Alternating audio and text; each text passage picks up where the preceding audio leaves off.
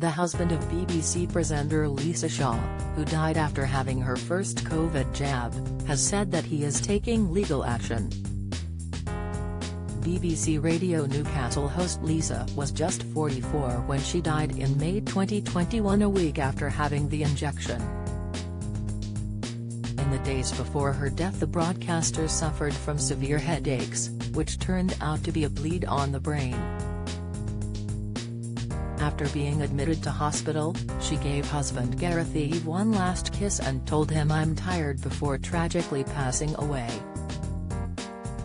A coroner later ruled the mum of one died from extremely rare complications as a result of having the AstraZeneca COVID-19 vaccine.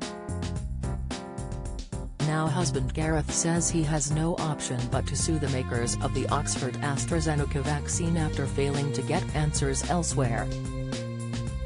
He is part of a group of about 75 claimants, some of whom have lost relatives and some who survived with injuries. Speaking to the BBC, he said, "It's not in my makeup to turn around and say I want to sue somebody, but for almost 2 years we've tried to engage with the government and MPs since Lisa died and not one of them had reached out or engaged with us at all. That's the reason we're left with no alternative. If the government or AstraZeneca don't want to engage with us, then what else are we supposed to do?" Gareth said all he wanted was some sort of acknowledgement or recognition that these deaths have occurred.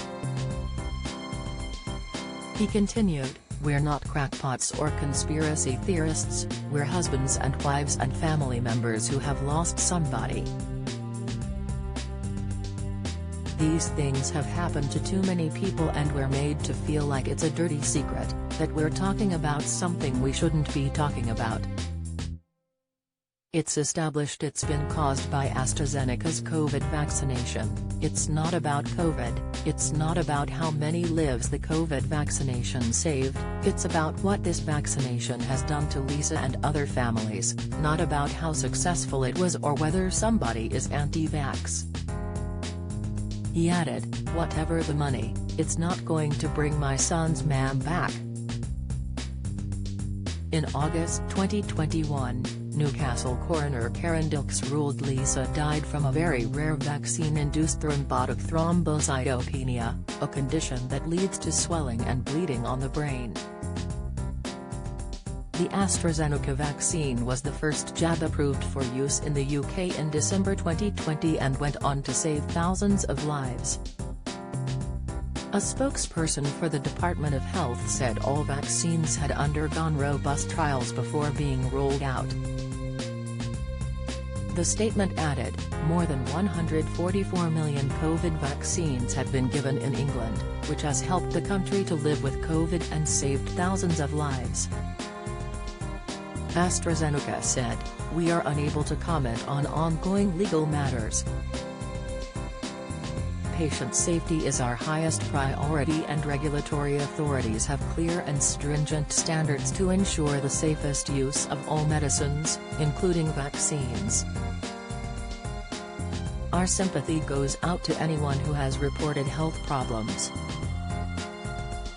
It added clinical trials had proved the COVID jab had an acceptable safety profile and that the benefits outweighed the risks of extremely rare potential side effects.